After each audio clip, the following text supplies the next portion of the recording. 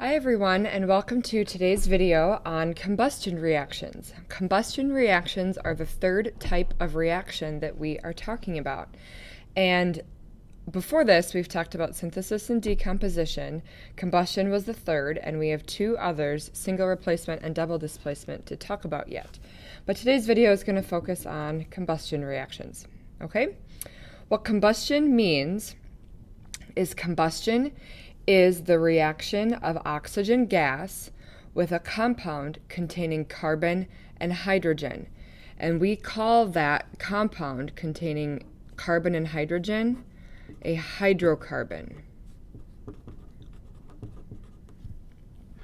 Okay? So the compound containing carbon and hydrogen is called a hydrocarbon. And a common synonym for combustion is to burn. So if we see the words in a reaction, a hydrocarbon is burning in oxygen gas, that is going to mean combustion. Okay, so keywords to look out for. What combustion reactions are going to look like is this is my hydrocarbon, something with carbon and hydrogen. X and Y can be any subscript, and it's reacting with oxygen gas, so it's an element, it's a diatomic element. It gets written as O2. And the products are always carbon dioxide and water. And those are typically going to be gases because this is there's going to be a lot of heat that's produced with these reactions also. Another form that combustion reactions can take is a compound with carbon, hydrogen, and oxygen in it, burning in oxygen gas, again to form carbon dioxide and water. So the thing to remember here with combustion reactions is that every time your products are carbon dioxide and water. If you write down those formulas for your products, then you can balance the reaction and make sure that all of your atoms are accounted for. There's two other cases that we run across sometimes with combustion reactions, and that's with nitrogen and sulfur. So if your hydrocarbon contains nitrogen, you also get another product, NO2. And if your compound contains sulfur, you also get another product, SO2. So it's important just to recognize what those special cases can be. But every other time, your products will be CO2 and H2O. Okay? So let's do a couple balancing examples because balancing combustion reactions can be really tricky. And so I'm going to show you a couple tips to correctly balance combustion reactions. So the first one that I'm going to do is number 5. You can do the rest. I'm just going to skip down to this one to show you as an example. So I have C3H8O combining with oxygen gas, and I know that my products are going to be CO2 and H2O. Sorry, there's not a lot of room here on the side, but you can always make more room on a separate sheet of paper. So I'll put in my blanks for my coefficients here.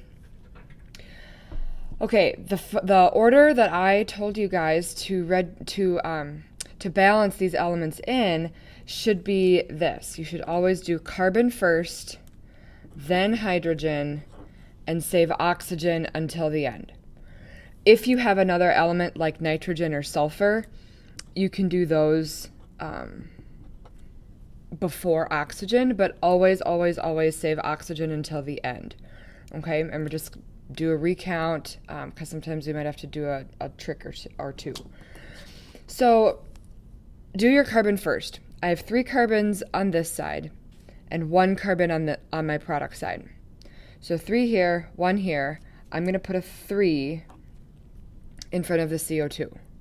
Okay, I'm going to recount everything just at the very end. I'm going to do hydrogen next.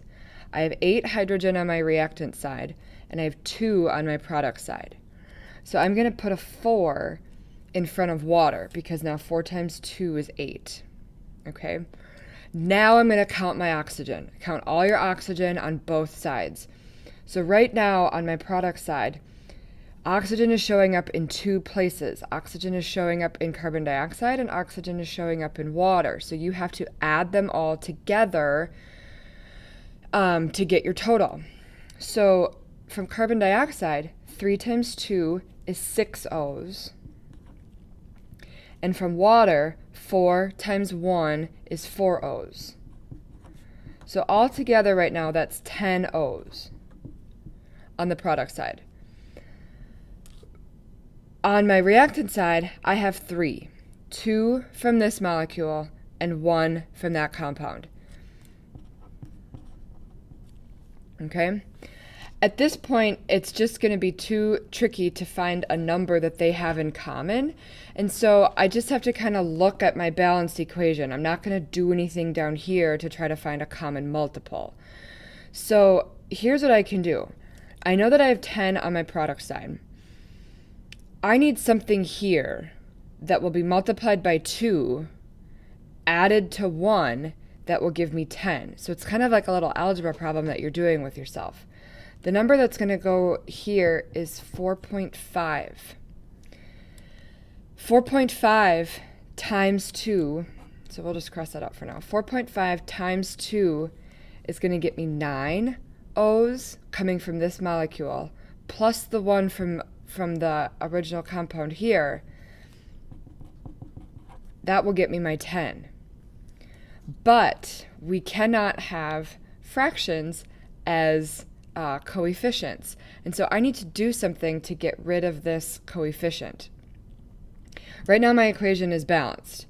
So it's not wrong as it's written like this, but I can't leave the fraction in front of O2. So if that's a 0.5, I'm going to multiply everything by 2. So if I multiply the oxygen by 2, I need to multiply every other coefficient by 2. So what that ends up being, and I'm going to kind of rewrite this in a different color maybe. So this was a 1 in front of my hydrocarbon. So I'm going to take 1 times 2, which is now a 2. 4.5 times 2, which is now a 9. 3 times 2 is now a 6. And 4 times 2 is now an 8. So those are my coefficients that are going to go up in these blanks. And again, the reason I did that, I had to multiply by 2, was to get rid of that fraction. That is a common thing that you're going to have to do with these combustion reactions. Okay, so if your numbers aren't working out, try multiplying by 2, because then we want to make sure that they're in their simplest ratio also. Okay? Let's do number 6 right below it. And this one looks a little simpler than the first one I did, because I don't have another element in this hydrocarbon. I have C4H10 reacting with oxygen gas. And again, my products are going to be CO2 and H2O. Okay? So let's count up, let's do all of our carbons first, then hydrogen, and then oxygen to balance them. So I have 4 carbons on my reactants. I have 1 on my products. I'm going to need to put a 4 in front of the CO2. Sorry, you guys, this is getting kind of small. I didn't put in my states of matter here, but these are all going to be gases. All right, so 4 CO2. Now let's do my hydrogen. 10 hydrogen on my reactants, 2 on my product side. So I need to put a 5 in front of the water. Now count your oxygen. All my oxygens on my product side, I have 4 times 2, which is 8, plus the 5 times 1, which is 13 all together. 13 O's on my product side. I only have 2 right now on my reactant side, so this one's a little bit easier for the math. But what I need to make this coefficient be is, so let's call that an x. So x times 2 has to equal 13, because that's what I have on my product side. This is going to be a fraction again.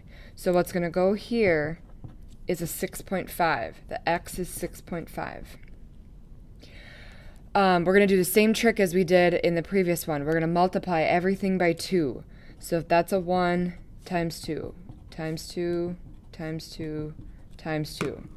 And so my coefficients become a 2, a 13, 8, and 10, because I can't have fractions for coefficients, and a lot of times you see the oxygen show up as an odd number. Okay? So you can try the rest on your own. Again, the balancing is going to be very tricky, but stick with it and remember these tips that I showed you. Carbon first, then hydrogen. If you have nitrogen or sulfur as another product, do those before you do oxygen, but always save oxygen until the end. And you might need to multiply all of your coefficients by 2. Okay? But the thing to remember for combustion reactions is that your products are very simple and they're always prescribed for you, and your products are carbon dioxide and water. Okay? Go ahead and try the rest on your own, and we will check these tomorrow in class. Have a great day, guys.